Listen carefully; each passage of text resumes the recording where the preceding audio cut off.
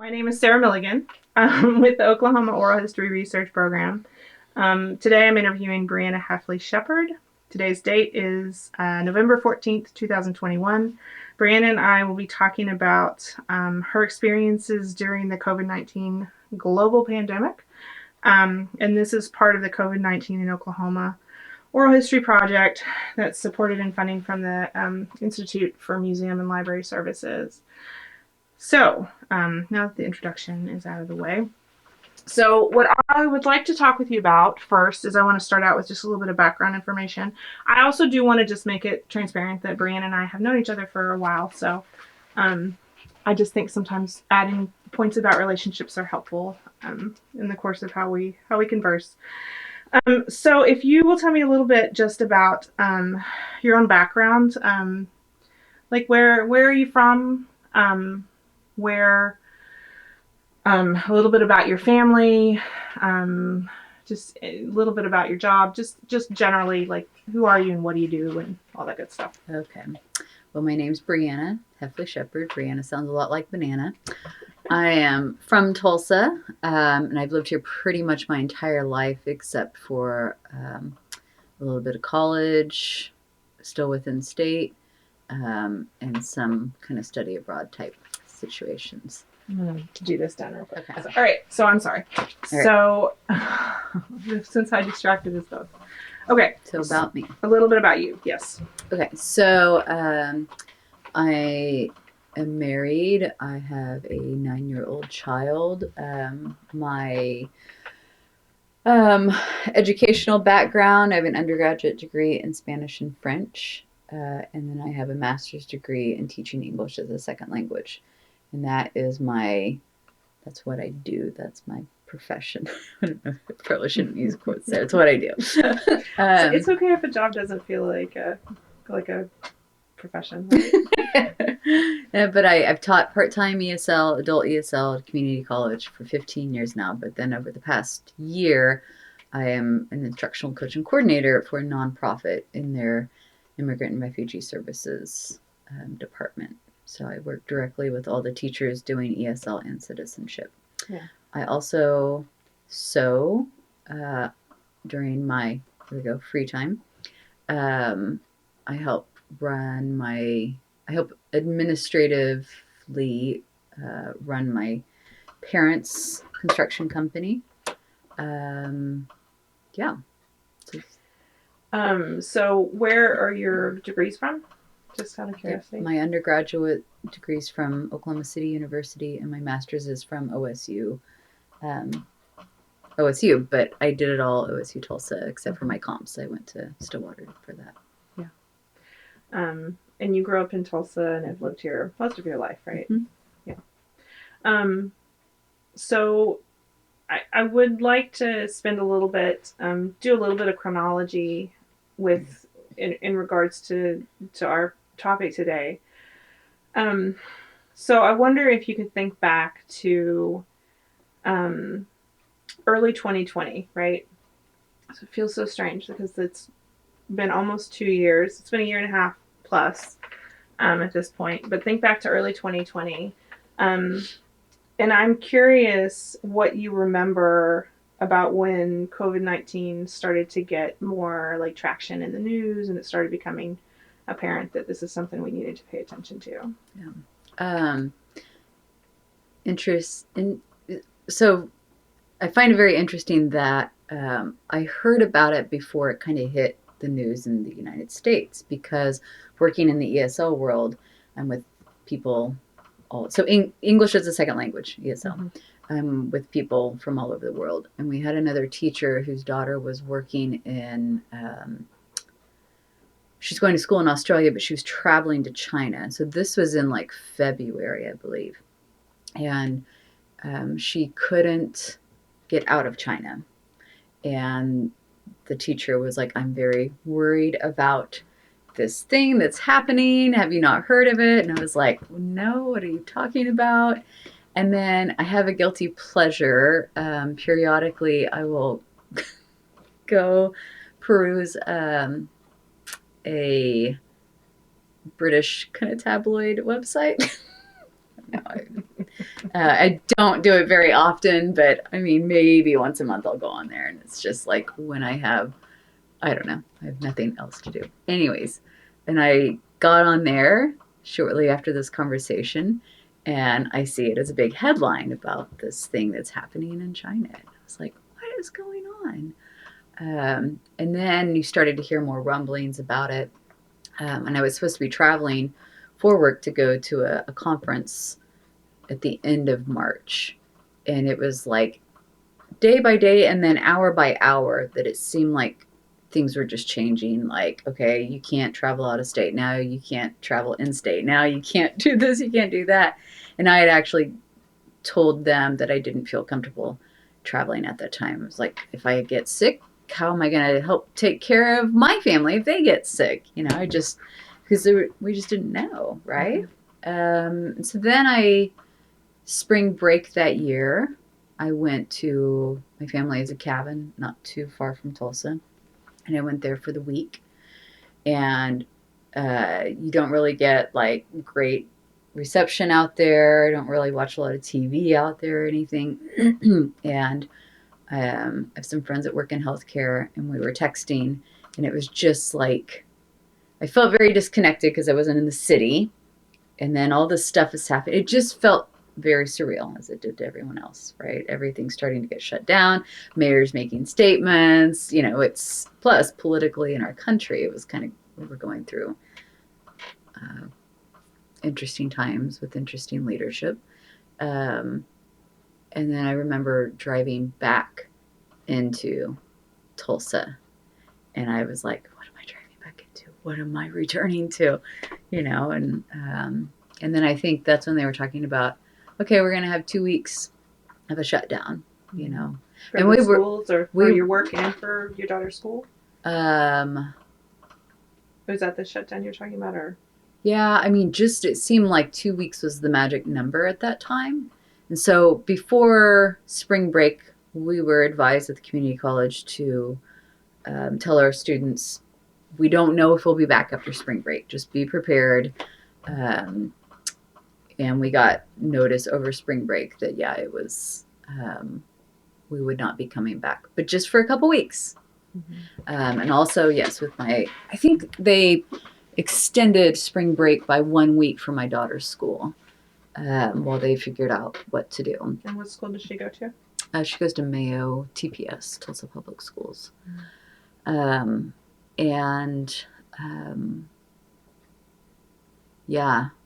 And then we all learned what Zoom was, which randomly enough, I'd gone to a baby shower just down the street from our house a few weeks before spring break, and everyone was all over the country. And because there were these rumblings of COVID, we did this baby shower via Zoom at this house, and I'd never even heard of Zoom before. And one of the people there was like, well, it's what we use for work, because we're all over the country. And so I got a preview of Zoom before it was like a word that everyone says every single Before it became a verb. Yeah. So when you came back and you sort of had all this messaging about just like, okay, like you have to stay home now, which is really what it is, right?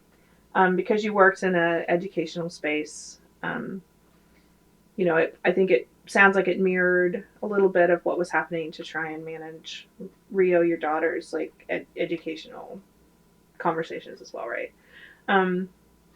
So whenever you came back and they're like, okay, well, you need to be home for a while, like, can you remember trying to like process that? Like, did that mean something to you at that point? Could you visualize what that was going to be like?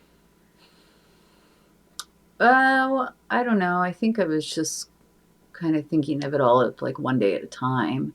You know, my husband and dad work in construction, and so they were considered essential at the time. That didn't shut down. And so they were still out there working. And that was scary because we didn't know anything. And I remember being really concerned about my husband being out. And he was like, well, if I'm not out there, then your dad is. And then I was like, like, it just felt impossible to make decisions within our extended family that would keep everyone safe. Education-wise, I don't know. My daughter, she doesn't do a lot on computers and stuff. At that time, hadn't. She was 7 then, right? I think so, yeah. 7 in spring 2020. Probably. I'll do the math for you. She was 7 at that time. I don't know. I'm an English teacher, not a math teacher. She was excited to be like putzing around on the computer. That was fun for her. I like for myself, I'm not like the smartest person with technology, but I can sure figure things out and I try things. So I ended up really taking to Zoom and to doing everything online. In fact, I helped a lot of our teachers make that transition, and now that's a big part of my job. Is my new job is to help people learn how to teach online. But I just remember like trying to figure out how to convert that corner of our laundry room to a classroom. Mm-hmm. And the different ways I tried to elevate my laptop before I finally got a laptop stand.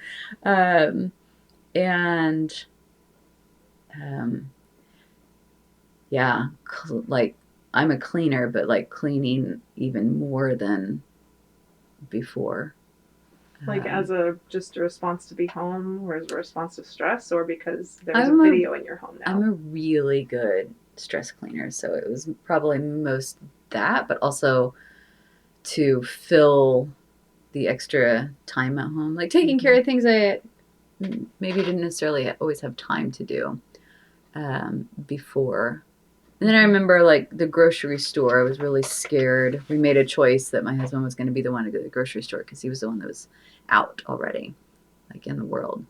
And I like at that time, and it's funny to look back because it feels like it was scary at the time, but like he would come home, I made him take his shoes off in the garage, and we like wiped down our groceries and stuff. And I mean now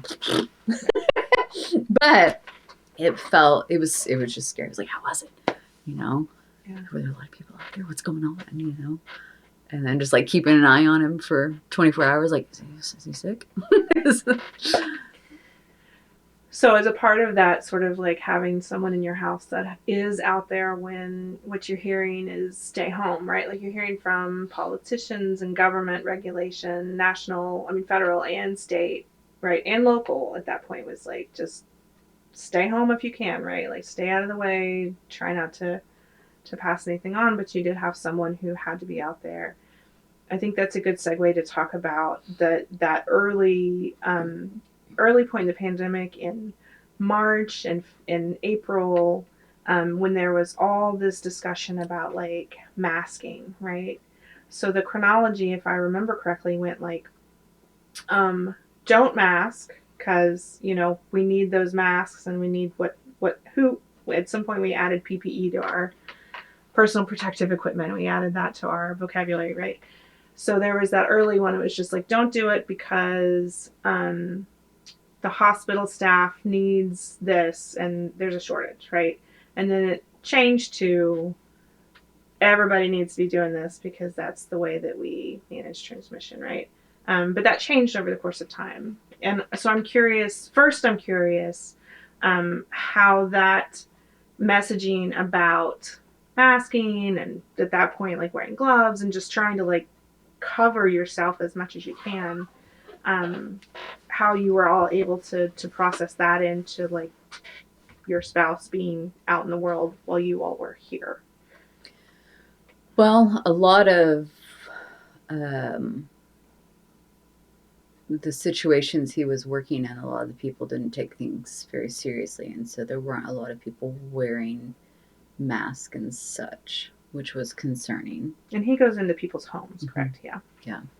Now if there's like new construction and stuff, then there's not, it's just other workers there, but I'm just making sure that was him not texting saying we're coming home. Do you remember that? Did you and he have conversations about trying to figure out like what was the best thing to do with that? Yeah. Yes, I was more concerned than he was probably. Mm-hmm. Yeah. Well, so I think the way I remember this is that it's something everybody was trying to figure out how to process, right? Like trying to figure out what to do with just the information, the changing information, and the information in general. But also where a big part of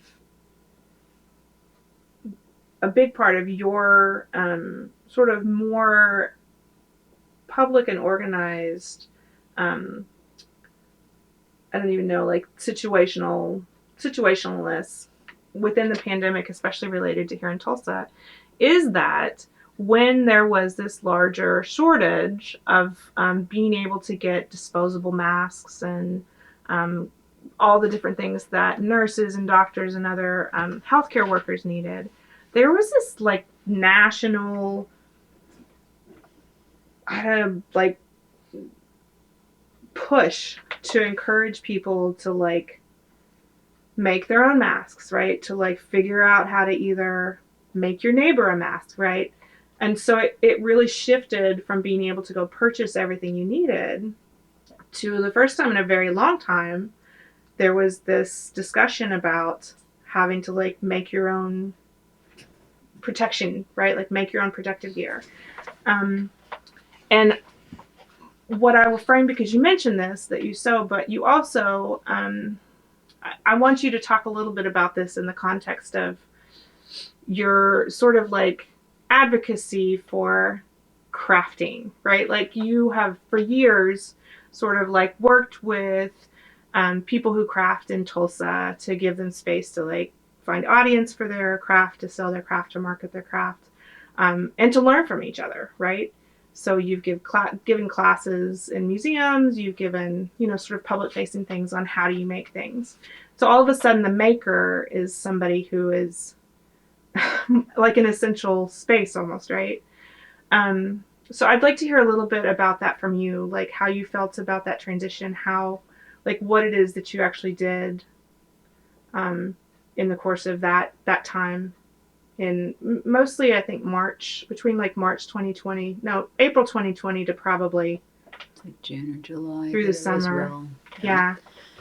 Um, okay, well, I'll jump into that just saying that I've always joked that sewing is a survival skill. And at that time, I was like, oh, my joke feels not so jokey anymore. But yes, I ran a craft show for 10 years. I worked with hundreds of artists from all over Oklahoma. I have spoken to many quilt guilds and like business women groups about like the crafting movement, the handmade movement, which it's always been there, but it's just, I think with social media like it is, it gets more attention than it has in the past. And yes, I've done a lot of, I was part of artists in schools, and so I would go into classes and teach um, children, getting them familiar with the sewing machine and hand sewing and stuff. I've done art camps for kids with sewing. So a lot of, and I've done Rising Village, which is a nonprofit. They are uh, empowering refugees with sewing skills in order to help them find employment and to give them something to do, some skills. So who sponsored the Artists in the School? Aha. So it's the Arts and Humanities Tulsa organization, and then what was the name of your show? The Holiday Show. The Holiday Show. Mm-hmm. And I know that you've done some stuff for museums and stuff, but maybe you could say some of who. So there's sort of the Yeah. So Philbrook, I've worked a lot with Philbrook over the years, doing like community sewing projects and then teaching at their camps and then sewing for their gift shop, and making like their little collectible pins for the holidays. Okay. So, in fact, I went there this morning to drop off some prototypes for a random thing. So I still have a good working relationship with them. Okay. Sorry. That's okay. So, yeah, making masks. I don't remember exactly how like the first little bit started, but some of the things that stand out to me about that time was a colleague of mine was in Algeria when everything happened, and she got kind of stuck there and finally was able to get out on a very kind of secretive, rushed flight out. And when she came home, she was a little sick, and they were worried that she was sick. And when it first started there, I believe it was very, very intense, severe. So anyway, she asked if she's a teenage daughter, and she asked if I would make her a mask, and if I would also make a mask for one of our students that many of us had, because he was essential, working at a grocery store, taking people.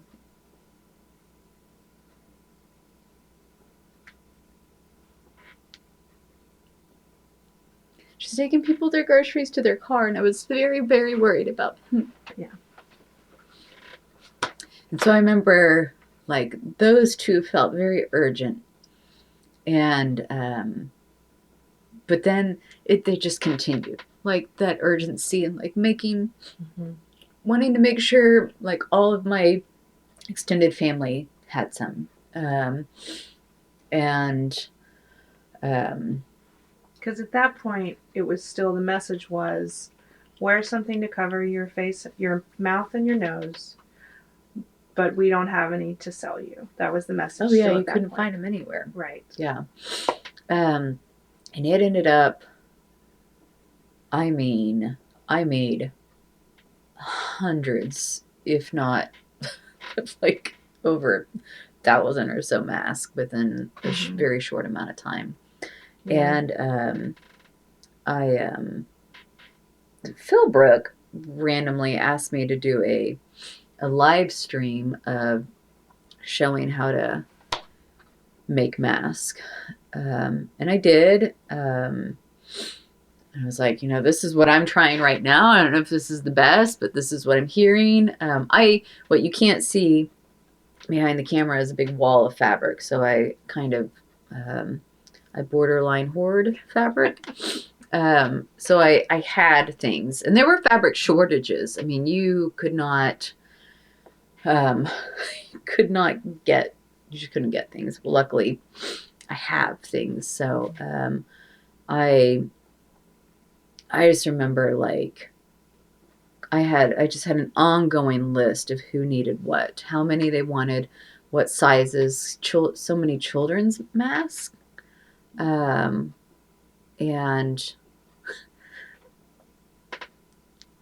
I didn't expect to get, like, emotional about all of this. Yeah. But I remember, like, I sewed, when I was not teaching, I was cutting or sewing mask during this particular time. And my husband and daughter helped a lot with different parts of all this. And I remember one night we were sitting in here, and my daughter was turning something right side out. My husband was ironing the ties, and I was sewing. And we had a little music playing, and I just was, like, really mentally and emotionally and physically exhausted. I'm just trying to process all this, and, like, my thoughts are like, I can't believe we're going through this. I'm so worried. I'm so scared. And my daughter's sitting there, and she said, this is so fun, all of us sitting here together and doing this. And it was just this moment that I'll never forget, that her perception of this time is so different than mine. And I needed to hear that, and I needed to have that moment of a realization that it may seem like times, like end times to me. I don't really think that. I didn't think that. But sometimes a lot of the thoughts and all the news you're seeing was so heavy. It was really hard to, like, think positively about it all. But that, I was like, this is going to hopefully just be like a blip on her radar, And, but I remember, I'm kind of like bopping around, but I remember Philbrook, after that live stream, they posted a photo on their feed of women after World War II sewing something, and I don't remember what it was they were sewing, but it was in the museum, and they were like, look, people came together at Philbrook during this time to do whatever it was here. They came together for the better, for the better good of all of us. And, I never heard, I don't know. I've always thought that they posted that because there was probably some backlash as to why are you showing a video of a person, like how to make masks when you're at art museum. I don't know that for certain, but it's just always something that. Yeah. Did you ever get any backlash from people about arguing about making masks or spending your time that way? I didn't. I remember when I first started teaching back in person again, and I posted a picture of like a clear, strange mask thing, and someone I know that we went to college with commented and was like, how can you breathe in that? And I'm like, well, it's fine, actually. It's not that big of a deal. And they said that they can't breathe in those. They have medical reasons why, so they are exempt from wearing masks. I was like, okay. Like, that's the only thing that I think was ever really said. So just that. Right. Which exemplifies there's a pretty big divide, right? Like there has been and continues to be of people who say, yes, I will cover my nose and my mouth because we're in this strange public health space, and people who say, no, I don't want to do that for various reasons, right? Yeah. Which is part of the sort of divide. What I remember too about you teaching some of those courses, either from talking to you or I watched a video from the Philbrook because I also was figuring that out, for me and my kids, because and had a hard time not only finding fabric but sewing machine, right? Because that's not something that I had. They were completely sold out everywhere, right? So I remember thinking, and I wondered this about not only what you do, but as I've been watching everything else, how did you pick what pattern to use? How did you figure out, what to recommend to people, or what you were going to do all this? Did that change over time? Yeah. What I showed people how to make, I think, was what was simple. And if it was someone who had been sewing for a while, there were a little bit more complex patterns with darts and such. Mm-hmm. But I thought simple was good. Now I don't wear any mask that I made. My parents got some PPE package at work, and there are these black knit masks that's what we wear most of the time. Is that a conscious choice, or is that not necessarily? Reason? I think all the ones I made did not have elastic. They all tied because elastic was hard to find at the time, and that's not something I had a bunch on, and I couldn't get the fit right for each person on those. So I just made the ties. But yeah, no, I actually pulled out the mask that I made and kind of stuck them back probably put them in my hope chest or something.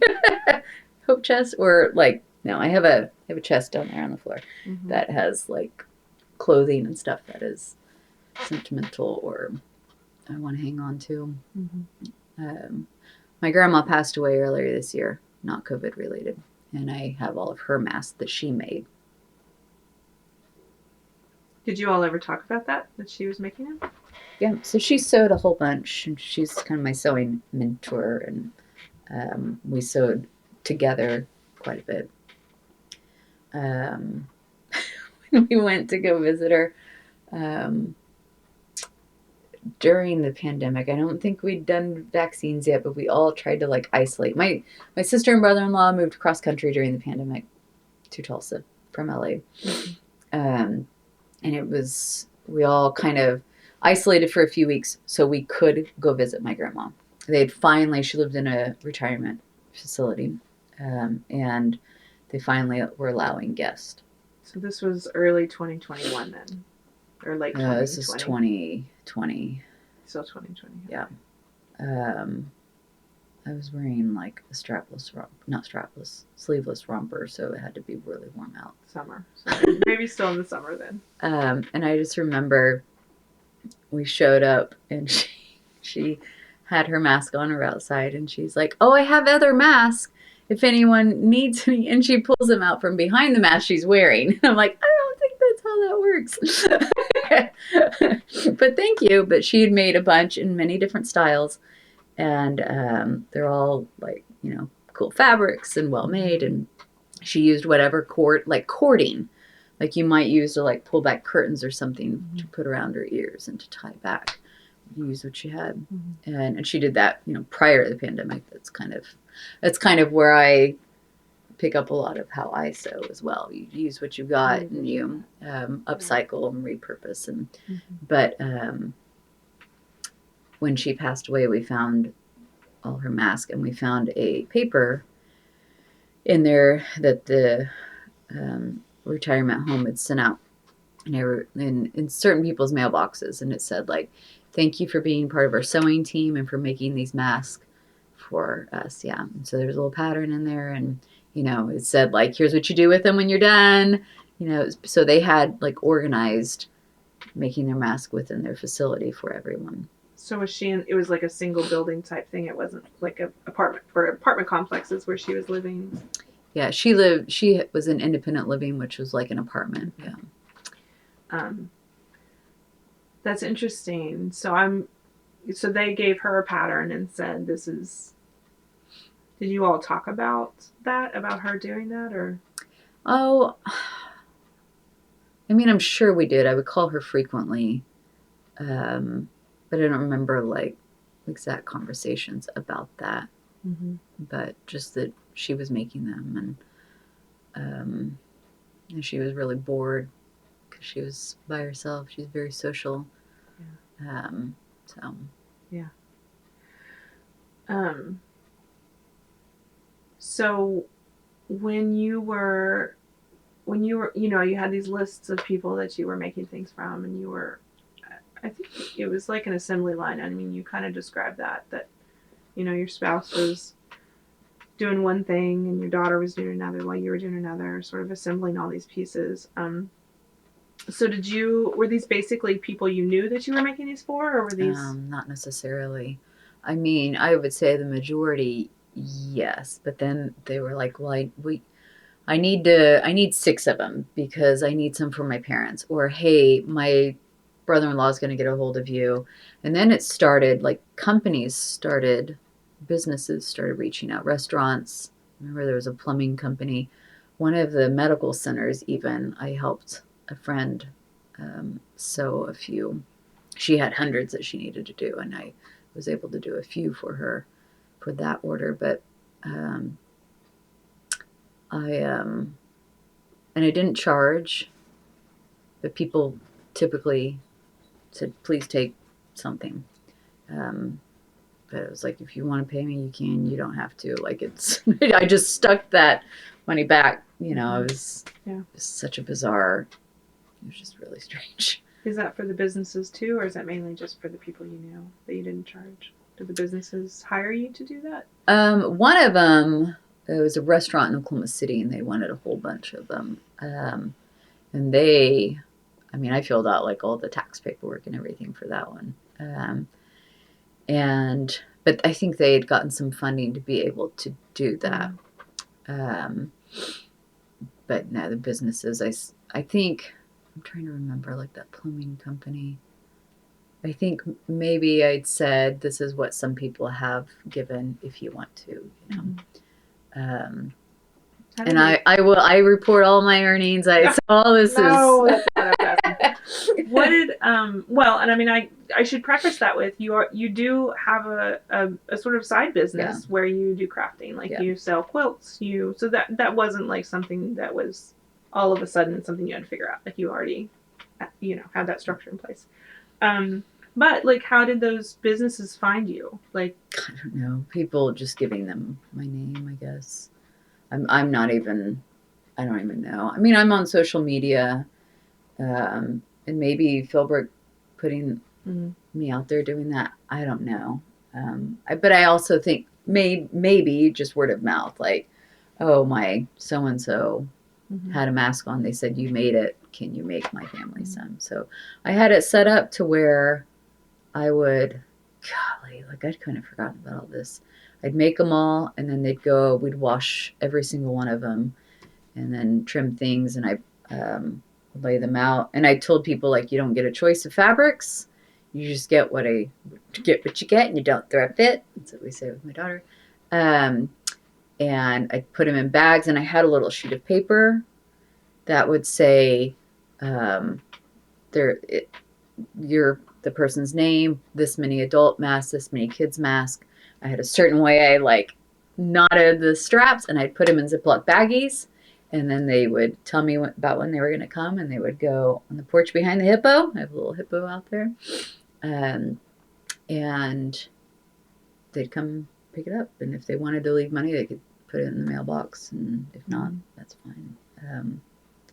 Yeah, we had a whole system, and it was pretty nonstop for quite some time. Months, right? For months.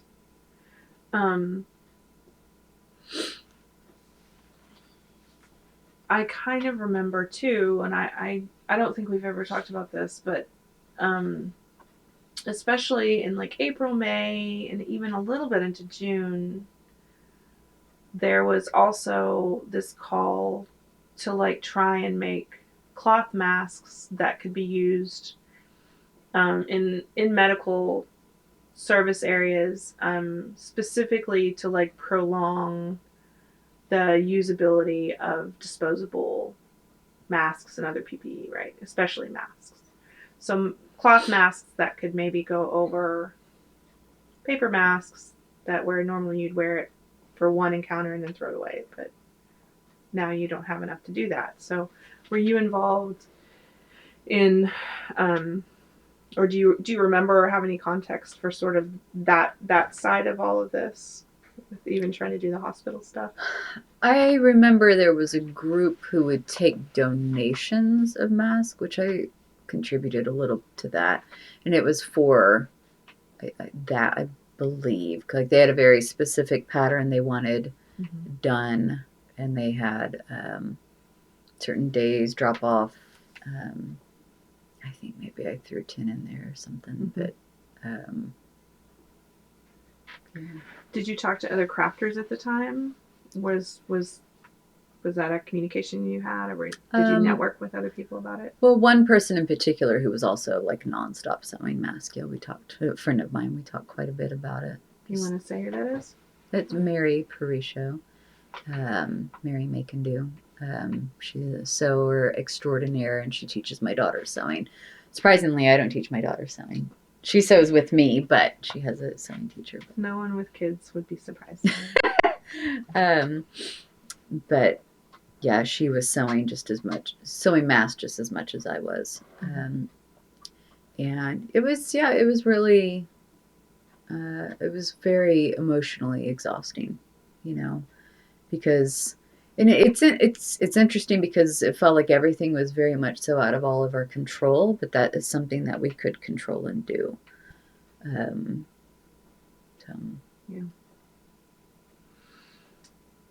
And I think that perspective between, thinking about it, how your daughter was sort of experiencing things versus how, other maybe adults are is interesting and important too, right? Yeah. And that year at home pretty much was really lovely as well, just that like forced pause on so much. It's very, very nice. Yeah, I think that's interesting when you started, when you framed the start of the sort of pandemic having a tangible effect on your life. You mentioned you had all these places you were planning to go for work primarily, right? Um, and yeah, right, you're right that changed. Well, yeah, and when everything first started, so I've always been a person who has a lot of like things going on.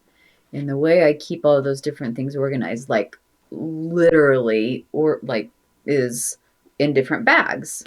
And so I get in my car and I drive from one thing, come out with one bag, go and do my thing, and then go back. And then I've got 15, 20 minutes where I'm driving to another thing. I get a different bag, go out and do that thing. And then when everything shut down, I'm home and all my bags are sitting beside me. And so then I'm like doing one thing and then immediately going to another thing all on the computer. And there's no driving, there's no downtime in between those. My bags are all just one big laundry room mess now. Mm-hmm. They're not in their little bags and I don't have these little breaks in between everything. That was a big shift, trying to figure out how to give myself those little breaks where I'm shifting mentally from one thing to another. Um, and I started a job in the middle of the pandemic, all virtual, like a big, like a big job. And so that was a big shift as well. Like, how do I separate if my computer's there and I get an email, do I go and I tend to it at 8 o'clock at night just because it's there and I can do that? That's still something I struggle with. Mm-hmm. Is how do I separate my um, my work day and my home life? And then, as I mentioned before, we lost my grandma, we lost my grandpa, we lost some pets that are family within a short amount of time. And that was all shortly after I started this job as well. And so separating that is, it's just, there's no separation. It just all was, I don't know. When you're not able to go somewhere and kind of change the scenery, it really makes it hard to. How long do you think it took you to kind of realize that you needed to do something different, like that you needed that separation, or that you needed to try and, like, how long do you think you had been doing the just bam, bam, bam, bam, bam virtual work, where you were like, well, I'm still trying to figure that out. I didn't say doing it well. You realize you should be, maybe. I don't know. I just think about that because, everybody, you're right. Like you said, everyone thought, well, if you have kids, it's going to be a week, and then it's the 1st of April, and then it's just the rest of the semester, right? Which is kind of how a lot of workplaces work from home for a week, work from home for 2 weeks, just work from home until May, right? So, because some of that was changing, I think you're right. Like, you're not walking next door to the room, even just standing up from your desk and walking next door for a meeting, right? So I wonder, because of all of that, and if there was this point, like 6 months in, maybe, where you were like, this is not sustainable, or if it was like 3 weeks in where you thought, this feels terrible, like that part of it. So, well, I started running more and more. When did you start running? Because again, right? Like, when did you start running? Probably like a month into it all, I would say. Yeah.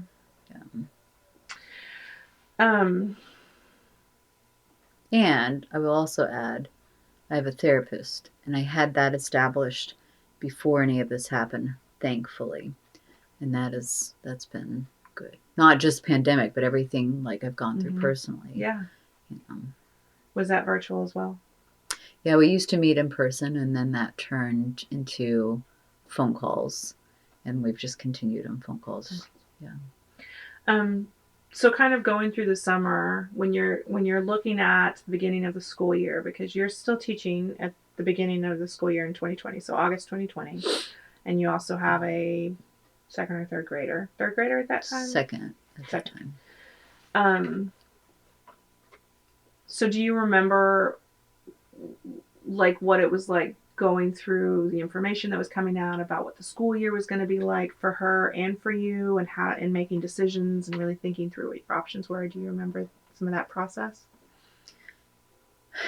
Yeah, I remember they sent out her schedule, and I was like, oh my God, I gotta keep track of this with my schedule as well.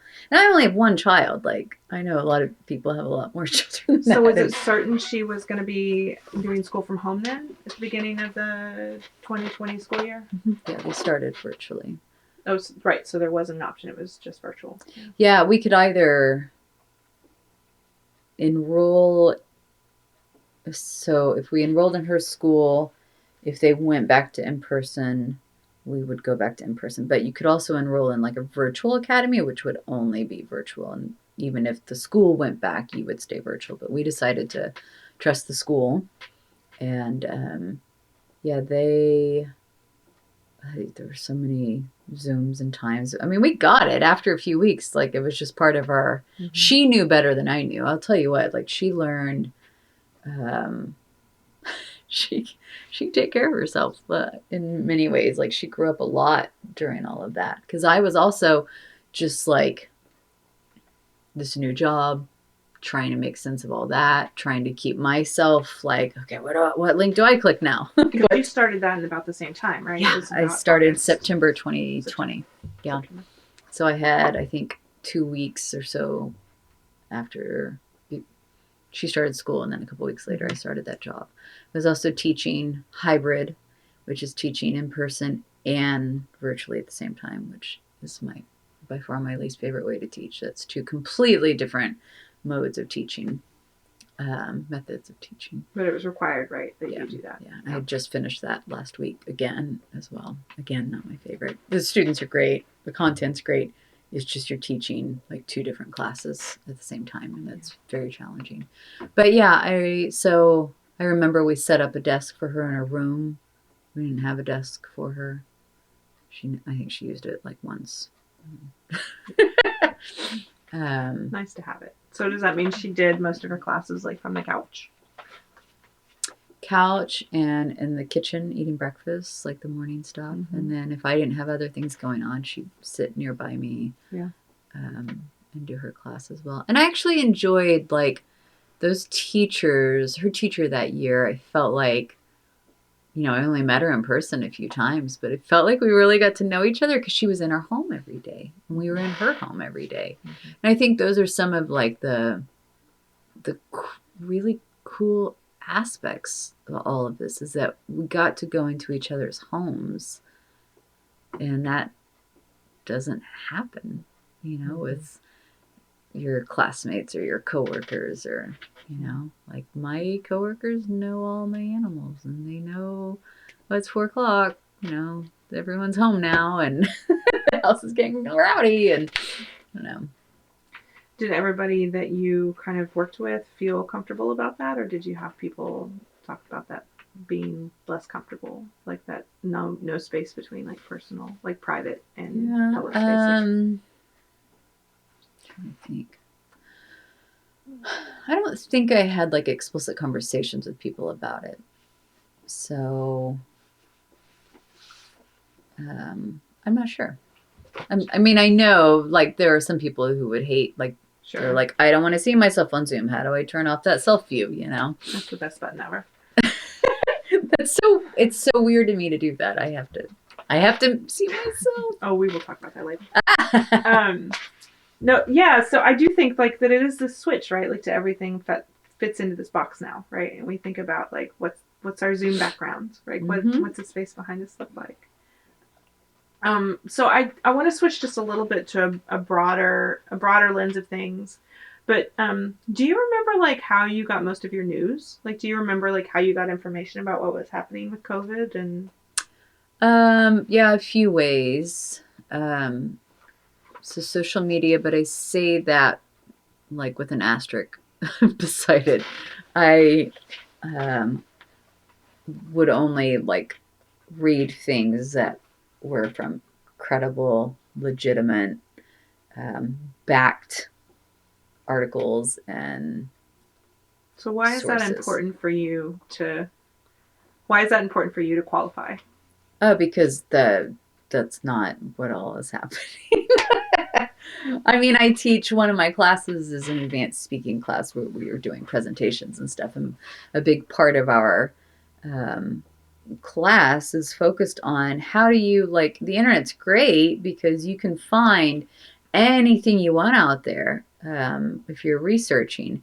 But then you can also find anything out there, and it doesn't necessarily like, it's not necessarily supported or um, by research or and I think people are just clicking and reading anything, and there's that confirmation bias. You're gonna like read things that you want to find that support what you're thinking.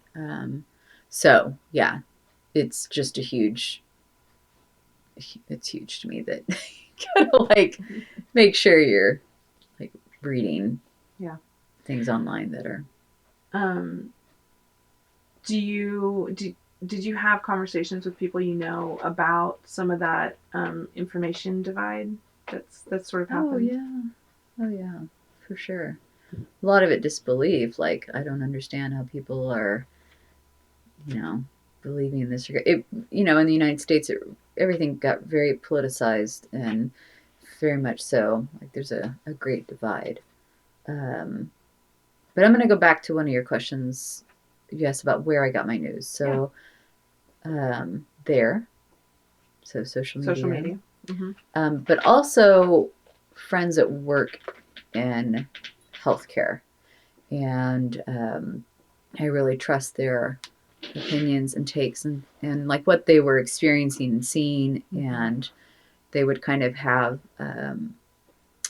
like, okay, here's what we hear is getting ready to happen, or here's what they're telling us at the hospital. And so them and podcast. Like, what kind of podcasts? So there are a few that would touch on these particular topics that I feel are relevant to this conversation. So, ologies. Okay, so she interviews ologist. Oh, O-L-O. Allie World. Ologist. Allie Ward. Yes, ologist. Yeah. Ologist. Wow. Yeah, so any type of person that studies anything. Like, I just listened to one the other night about bats. But she interviewed virologists. There we go. Epidemiologist. I don't know, many ologists that cover that. And there's another one I listened to called Sawbones. It's kind of funny, but it's also really good. It's a husband and wife, and she's a doctor, and he's kind of a doofus. Sorry, Sawbones people, if you're listening to this, but I think he would agree that that's kind of the role he plays in that. But he asked a lot of really like questions like I would ask, because I don't know a lot of things about that, and she has very they are breaking like medical myths and stuff. It's a really good podcast. And then some of the episodes of the New York Times Daily, or I think it's called the Daily, which I know some people on some political sides think that is way too left-leaning, this and that. But I liked the interviews with some of the people. I'm listening to you, but I'm going to turn this on now. The sun's starting to go down. Okay. So podcasts and general news stations. Try not to get your glasses. Man, video's the bane for me.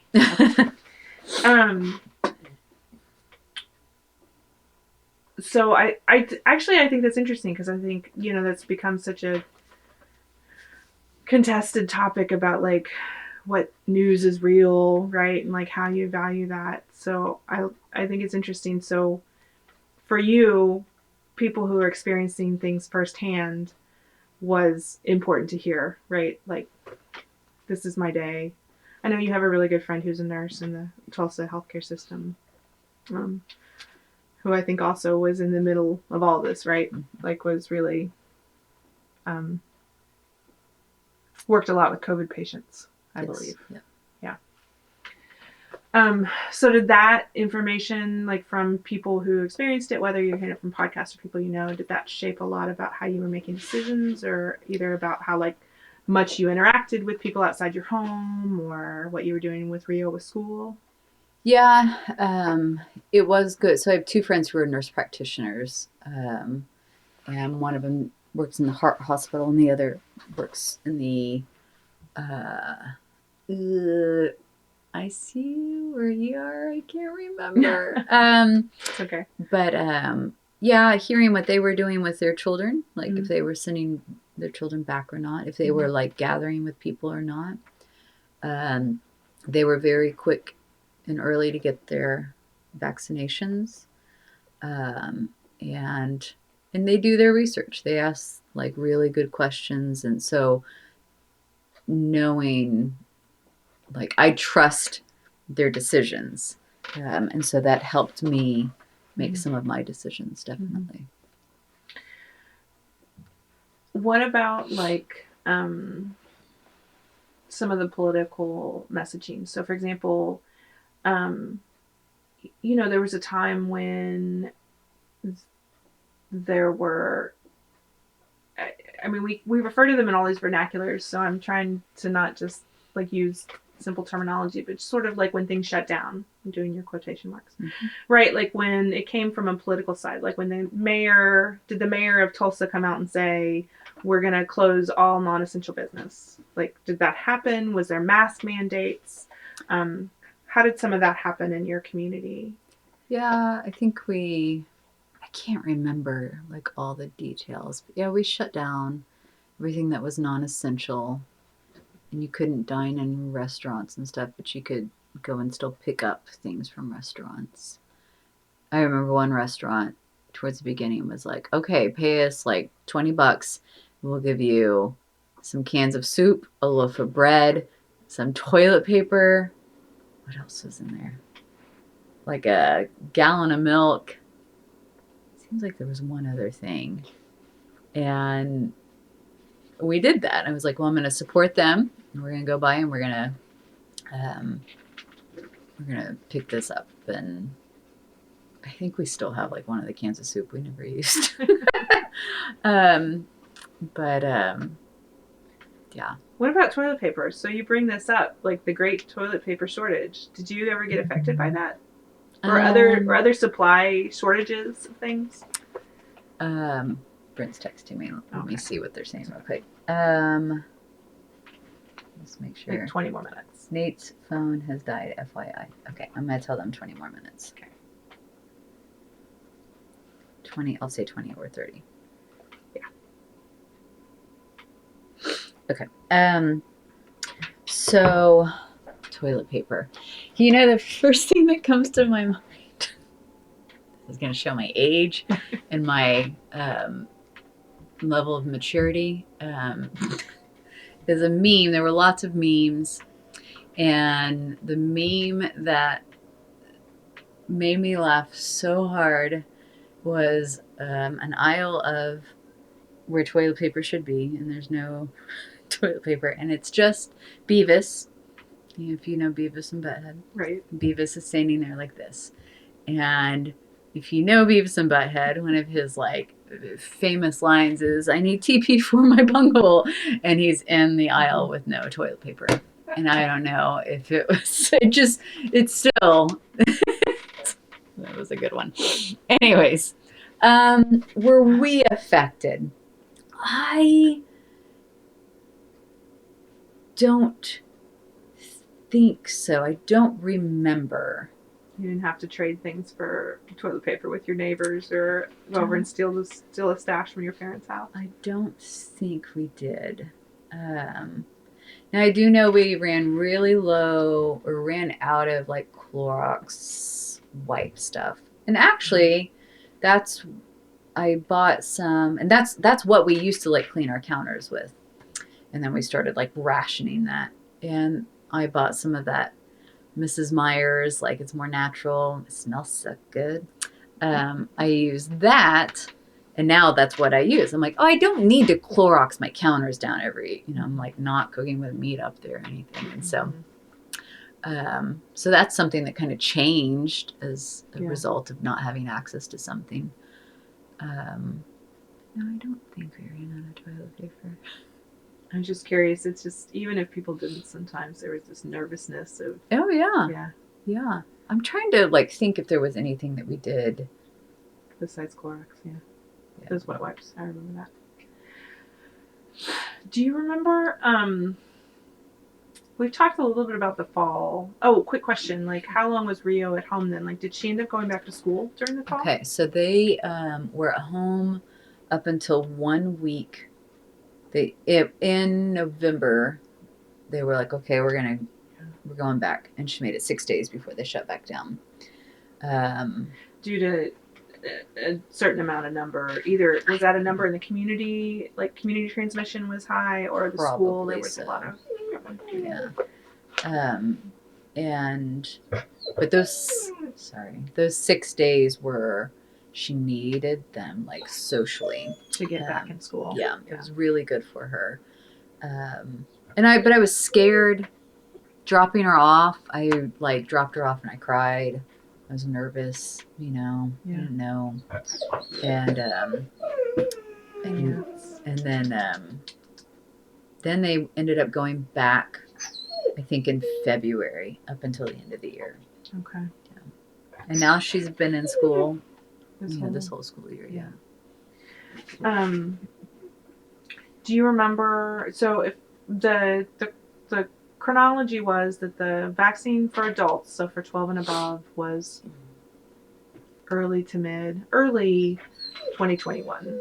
Do you remember when it was sort of announced that the vaccine was going through the approval process and might be available publicly soon? So you remember whenever that came out that the vaccine was coming? Yes. So I got mine in March of 2021. Yeah. And then I got my second one in April, right before Easter. And then I think, and that was 12 and up? Or did they add 12? No, I can't remember if that was 15. Anyway, it was adult. Yeah. You were adult. Yes. Yeah. And I went to the fairgrounds and did the big, the big shebang there. Was it well organized? It was incredibly well organized. I was super nervous. I'm not a big fan of shots. But it was very emotional. I was just thinking of the people who didn't have that opportunity, and it felt like I was a part of something big, like a very big monumental moment. Remember they had military people, I don't know, that's gonna drive me crazy. Leave it. That licking noise. That were like guiding people through, and that was kind of like, oh, this is a big deal. Yeah. But yeah, it was fast and easy. I did my second one there as well. My husband went to Cherokee Nation, so he did his through Indian Healthcare. Was that like as a non-Indian person? No, he's Cherokee. And so they ruled him out, like the groups that were eligible. First it was, I think, based on your age and if you had any, like if you're high risk. And then educators were pretty high up, and that's how I got to get mine pretty quickly. But he would have been a few tiers down, which didn't make much sense because he was considered an essential worker. But going through Indian Healthcare, he was able to get his... Because the Cherokee Nation provided vaccines to their tribal citizens. Yeah, and then they ended up opening up to everyone, which was great. Like in Oklahoma had really fast... we had a really quick rollout of the vaccinations because of that. So. Yeah. So this would have also been around the year anniversary of the start of this pandemic. Mm-hmm. Like and then there was a lot of discussion, like the 1 year marker of when, do you remember, do you remember sort of noticing that year marker or thinking, oh my gosh, it's been a year? Or Yeah, well, to go back to the beginning of that, I remember when things felt like really real, is we were getting ready to watch a basketball game. It was a Thunder game. And they shut it down like minutes before it was supposed to start because one of the players tested positive. And my In 2020. brother-in-law, yeah, my brother-in-law was at that game. And we were like, well, that's just an hour and a half away, you know, that's terrifying. And then that same evening is when everyone found out that Tom Hanks and his wife had it. And I mean, it just felt like, well, if Tom Hanks has it, like, no one's safe. No one's safe. But then, yeah, a year later, I remember my husband, he had some kind of felt strange.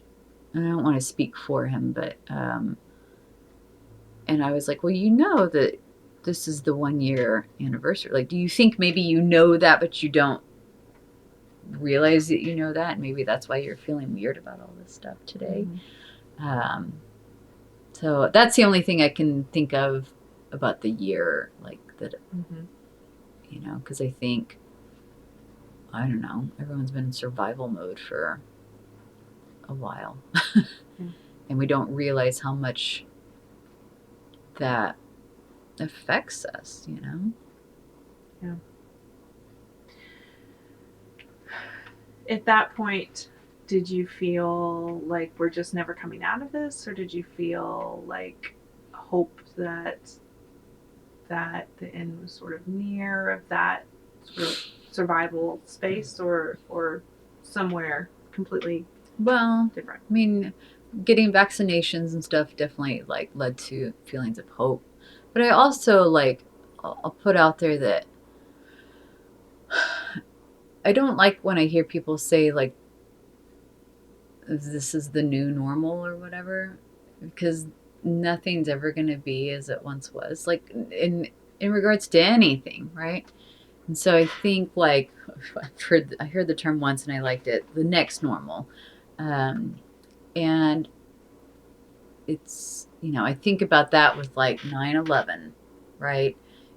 Things changed considerably after that, but it just became our next normal, like the way we travel and such. And I think, you know, we're in this next normal, like a big shift to a next normal as well. Like, so recently I went on a girls' weekend, crafting weekend, and I got a cold, like a really pretty rough cold. It wasn't COVID. Took a test and everything, but I contacted all of them and I said, listen, here's what I'm feeling. Here is, you know, I've taken a test and I just want to make sure everyone's okay with me going.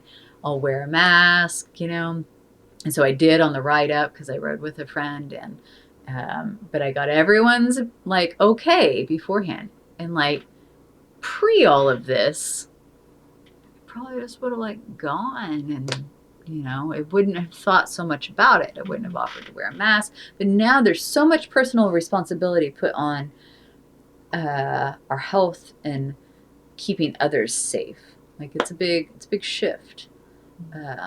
I'm happy for it, you know, because I think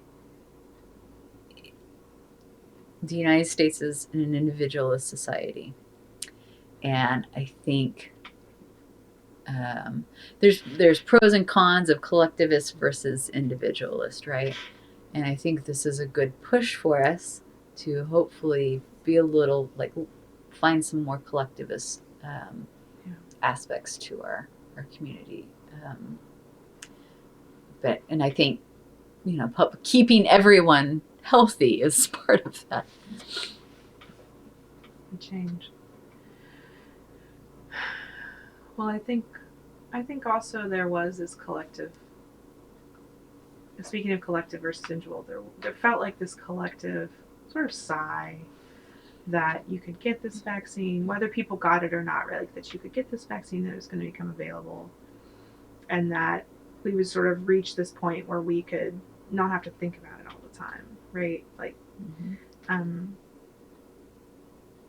which didn't necessarily turn out to be true in everyone's lives. I mean, I think some people would argue that that's exactly, they just don't even give it too much thought, right? But I wonder how you, looking back in the last 6 months at this point, because that's really since you got your shot, essentially it's been 6-7 months, right?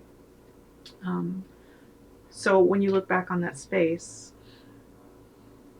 reflectively, like how do you feel about that? Like the time in between.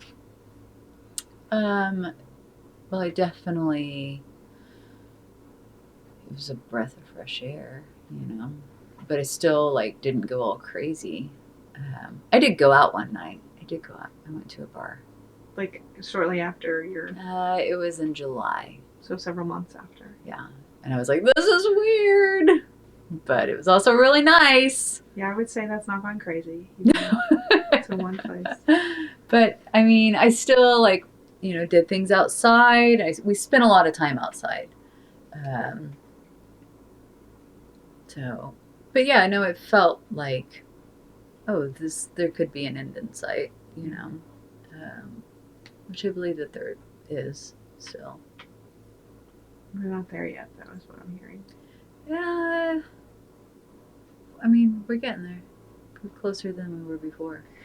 For you, what do you think that point will be? Like when you feel like I don't have to gauge like my daily plan by what is the infection rate in my community or who I'm talking to, or like thinking through vulnerable health states, right? Like, because I guess I'm not hearing that's what your checklist, but I've heard you sort of describe like making these weighted decisions about like from the beginning and how it's shifted. Do you let some of that go already, or do you still do some of that? I mean, I'm still like, I work around a ton of people, you know, but I wear a mask and stuff. It'll be real nice to get out of the mask phase of things, especially, I mean, I don't think it's a huge hindrance. It's not that big of a deal. I found a good lipstick that can still like withstand the mask. That's the only makeup I wear. So, and I just cover that up. But more so not having to send my child to school in a mask will be really lovely. And teaching language is challenging in a mask. Do you still wear the clear mask when you're teaching so they can see your mouth when you talk? Or? So here's the problem for me with the clear mask is that I guess I take very large, deep breaths in between when I'm in my teaching mode voice, and the clear mask kind of suctions to my mouth, and then I start laughing, and then I make it suction more, and it just doesn't end. So I just wear a cloth mask. Now I do have some teachers that do like the mask with the clear panel, and that I think that's probably a reason why I like teaching on Zoom right now, is because I think there are, in terms of like pronunciation and such, teaching that, I can get super close to the camera, awkwardly close, and I can show them exactly how my mouth moves. And everyone has a front row seat. There's not one person sitting in the back of the class that can't see that very well. And I like that. Yeah. You know, teaching a speaking class in person with mask on, that's hard. I mean, when you're already trying to understand people, and then you've got this added layer of, I can't think of the word. There's like a barrier, right? Do you think you'll keep doing Zoom even after you don't have to because of that reason? I mean, I think it depends on. I think most programs will always offer something like this now, because you can reach. I mean, I taught a class last summer that had students in Colombia and the Democratic Republic of Congo, all in the same class. Oh, wow. Tulsa Community College. Yep. Language class, yeah. Yep. So, in like this past semester, I had a student who's just in Bartlesville, but they had a very young child at home and weren't able to travel back and forth for classes. Plus, it's like an hour drive. So, I think there's always going to be some sort of virtual aspect to adult classes now. That's interesting. All right, so we're at the tail end of all of this, which is good because your pups are definitely like, we have been so patient, which they have. They have, yes. So thinking about this, so we're doing these interviews, not just to be reflective over like how things have changed in the moment now over the last year and a half ish, but to think forward. If people are looking back on this like 50 years from now, like what do you want them to know about living through this experience? Like,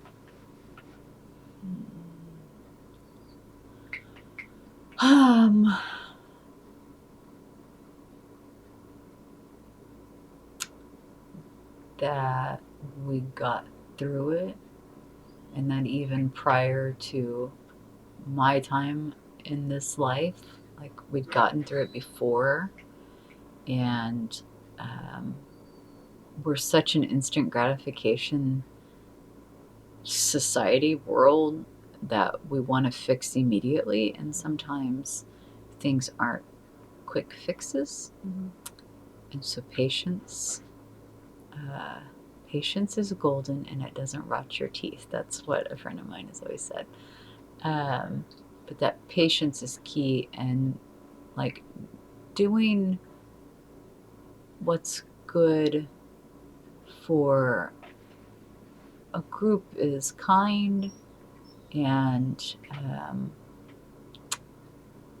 it passes along. It's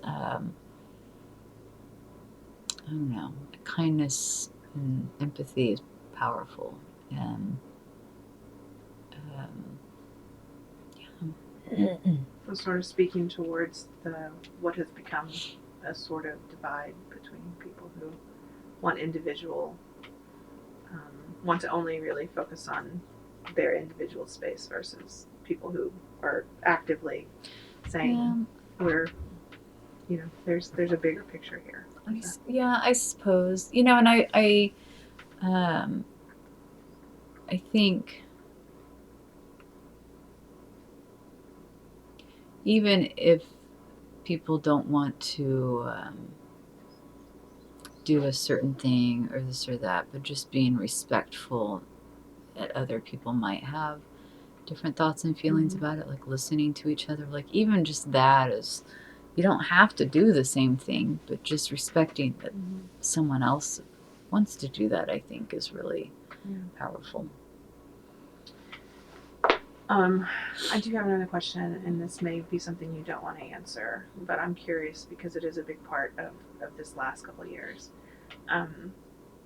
So you have lost both of your grandparents, which means you had two really close family funerals that you had to deal with. Was there any big changes because of COVID to dealing with not just grief, but just the passing process, the funerary process? Yeah,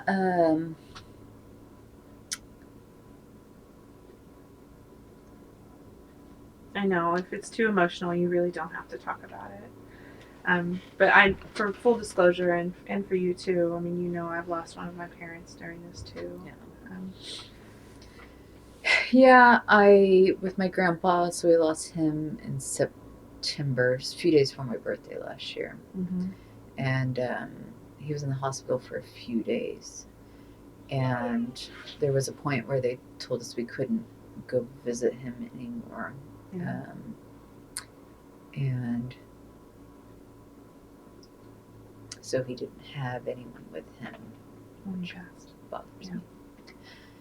And then my grandma, so this is my maternal grandfather and my paternal grandmother, so both sides of the family. My two last grandparents, she had a stroke at our Easter gathering, so my family had all gotten. So you all were together, right? We'd had everyone was vaccinated, and we had a really wonderful day. And she had a massive stroke at the end of our Easter gathering. And she was in the hospital for a few weeks, and we amazingly they let us. It's odd, but I had experiences with like every single hospital in the Tulsa area within a really short amount of time. So I knew what all the different hospitals had different Like rules. Yeah. And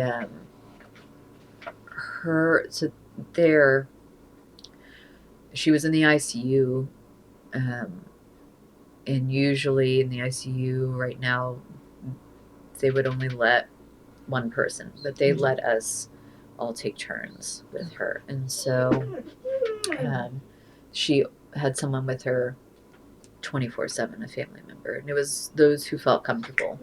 So I stayed, went up there a couple of days, and then I stayed a night. But once she kind of hit a point where they knew that they were putting her end of life care, they let us all be there. She's out of ICU. She was in a different area, and so we were all able to be with her. In terms of funerals, we had my grandpa's funeral outside. We just did everything outside. Yeah. So the service and just everything else. Yeah. My Mimi's funeral was inside. We all wore masks. And yeah.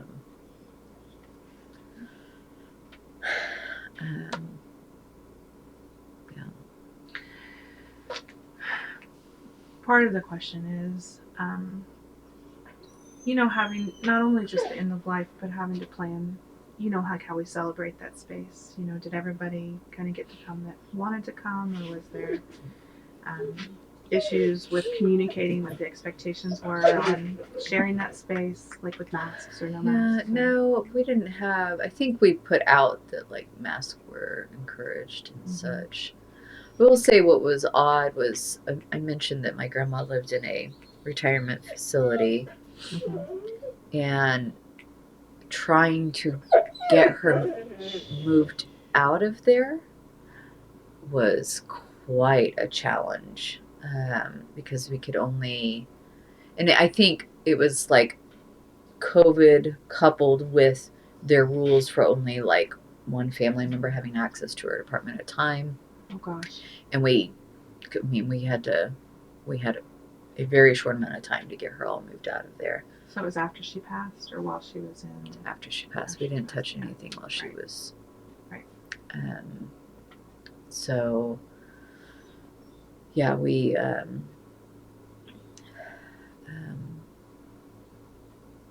kind of had a system where we'd sneak the key from one to the other, and we'd let each other in a back door so we could all be in there together and work, and get her moved out. And yeah, that is unexpected, isn't it? Yeah, it was not ideal. Well, thank you for talking about that. I know that that's hard. Those beginning of life and end of life stories in the middle of all of this are really different, right? In some ways, they're obviously the same. Okay, so at this point, is there anything that you wanted to talk about that we didn't talk about, that you feel is important that I didn't ask you about or you didn't get the chance to talk about? I don't know. Yeah, I think it's interesting now that things are kind of like, in a way, back to normal, back to the new normal. And we're just like as rushed as we were before. And I miss the pause that we had. And, I think it would be nice if somehow we collectively can take those pauses again, without a pandemic being involved. Yeah. So. I think that's an interesting insight too. Yeah. All right, Briana, thanks for your time. Thank you. I appreciate you talking to me. Of course, thanks for asking me questions.